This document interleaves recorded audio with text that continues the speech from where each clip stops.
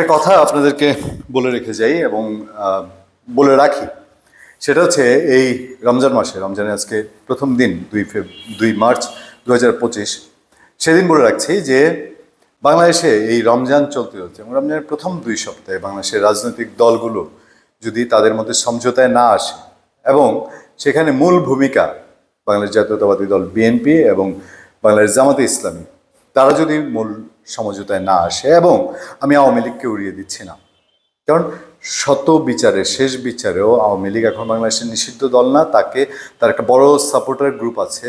এটাকে রাজনৈতিক বিবেচনায় নিয়ে একটা রাজনৈতিক সমঝোতা না হলে রোজার পরে বড় রাজনৈতিক ঘনঘটা, দুর্যোগের ঘনঘটা, এটা ফেরানো কতটা কষ্টের হবে সেটা সেনাপ্রধান তার বক্তব্যে 25 ফেব্রুয়ারি 2025 বলে দিয়েছেন। আমি ওনার কথা রেফারেন্স ধরে বলছিলাম। ফিল্ডের অবস্থা ধরে এর আগে বিভিন্ন কন্টেন্টে আপনাদের সাথে আলোচনা করেছি। রাজনৈতিক বিরোধ, স্থানীয় নির্বাচন না জাতীয় নির্বাচন আগে, সংস্কার আগে না নির্বাচন আগে, ফেসিবাদের বিচার আগে না নির্বাচন আগে, এইসব প্রেক্ষিতে এবং বিভিন্ন জনের বিভিন্ন ইন্টেনশন, ক্ষমতাসীন এই অন্তর্বর্তীকালীন সরকারের মধ্যে একটি অংশ বৈষম্যবিরোধী ছাত্র আন্দোলন বা জাতীয় নাগরিক কমিটি অথবা বিএনপি অথবা জামাত ইসলামী, যার যার দৃষ্টিতে যার মতো ক্ষমতায় যাওয়ার যেই ইচ্ছা, বা এটা থাকতে পারলেও সেটার যৌক্তিক লিমিট পর্যন্ত সেইটার ব্যাঘাত যে ঘটছে, এটা আপনারা সবাই বোঝেন। শেষ দিনের খবরও যেটা আছে যে নির্বাচন দেরি হলে ষড়যন্ত্র বাড়বে। সালাউদ্দিন আহমেদ, বিএনপি স্থায়ী কমিটির সদস্য, জানেন যে তিনি কী পরিমাণ ত্যাগ তিতিক্ষা এবং তিনি যে মিরাকেলি আছেন, তিনি যে ইলিয়াস আলী হয়ে যাননি এটা, বা চৌধুরী আলম হয়ে যাননি, এটাই নিশ্চয়ই একটা অনেক বড় পাওয়া। তখনকার বাস্তবতায় হলে কেউ অবাক হতো না। যাই হোক, বিএনপি স্থায়ী কমিটির সদস্য, তিনি রেগুলারলি কথা বলছেন, দলের অবস্থান জানাচ্ছেন।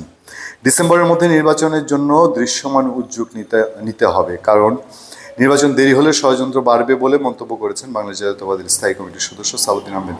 তিনি এর আগের দিন বলেছেন যে নির্বাচনের রোড ম্যাপ সেটি এই মার্চের মধ্যে, মানে রোজার ঈদের আগেই ঘোষণা করতে হবে। সেটি ঘোষণা করার প্রক্রিয়া কি, সেই পথে কি অন্তর্বর্তীকালীন সরকার হাঁটছে? আপনারা জানেন যে এখন পর্যন্ত সেই রকম কোনো আশার আলো দেখা যাচ্ছে না। যাই হোক, সালাউদ্দিন আহমেদ বলছেন, যত দিন যাচ্ছে তাতে আমাদের মনে হচ্ছে যেন গণতন্ত্র উত্তরণের এই যাত্রাপথ, এটাকে যেন আরও বেশি দীর্ঘায়িত করা যায়, সেজন্য কিছু কৌশল প্রণয়ন করা হচ্ছে। আমাদের কথাগুলো মিলে যাচ্ছে কিনা দেখবেন। সন্দেহ কিন্তু জামাতে ইসলামের মধ্যে আছে। জামাতে ইসলামও বলছে যে ষড়যন্ত্র চারদিক থেকে হচ্ছে। তিনি প্রেস ক্লাবে একটা প্রোগ্রামে এটা বলেছিলেন। আগামী নির্বাচন নিয়ে অন্তর্বর্তী সরকারের তৎপরতা প্রসঙ্গে তিনি বলেন, খেয়াল করবেন, যদিও ইনিয়ে বিনিয়ে তাদের পক্ষ থেকে আশ্বস্ত হয়েছি যে তারা ডিসেম্বরের মধ্যে জাতীয় সংসদ নির্বাচনের জন্য তাদের সব কর্মকাণ্ড সাজাচ্ছেন। ইনিয়ে বিনিয়ে কথাটা বলতে কিন্তু বিএনপির নেতা ছাড়েননি। ইনিয়ে বিনিয়ে বলা মানেই তো একটা সন্দেহের বার্তা, একটা খোঁচা দেয়া।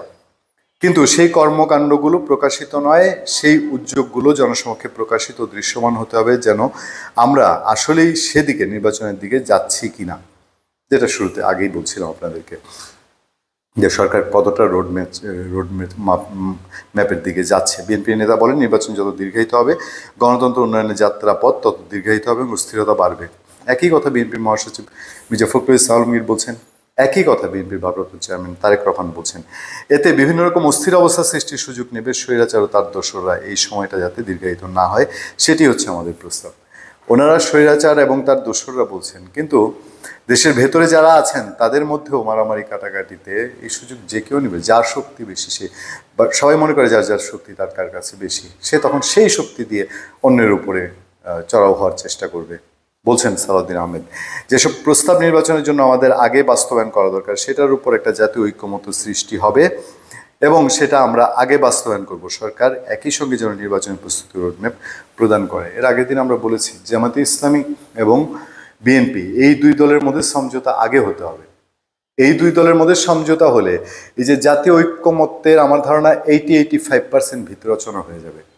তারপরে এই নতুন দলটল যারা হয়েছে, এগুলো আসলে অত গ্রহণযোগ্য, মানে একদম কাউন্টেবল তেমন কিছু না। এরকম দল বাংলাদেশে অসংখ্য আছে, বা এর চেয়ে গুরুত্বপূর্ণ দল বাংলাদেশে আছে। কিন্তু ওই যে, যেহেতু ক্ষমতার স্নেহে তারা বেড়ে উঠছেন, তাদেরকে নার্সিং করা হচ্ছে ক্ষমতার জায়গা থেকে, এই জন্যে অনেক প্রশ্ন উঠে আসে। দেখা যাক, আমরা শুধু একটা জায়গায় ভয় পাই, এটাই আপনাদেরকে সাবধান বলছি, বা আমাদের মনে হচ্ছে সার্বিক রাজনৈতিক পরিস্থিতি, এবং সেই কারণেই এখন বাংলাদেশে বিএনপি এবং জামাতে ইসলামীকে তাদের দায়িত্ব নিতে হবে। ধন্যবাদ সবাইকে, ভালো থাকবেন, সুস্থ থাকবেন। আপনাদের সাথে আমি আতিক রহমান পূর্ণিয়া।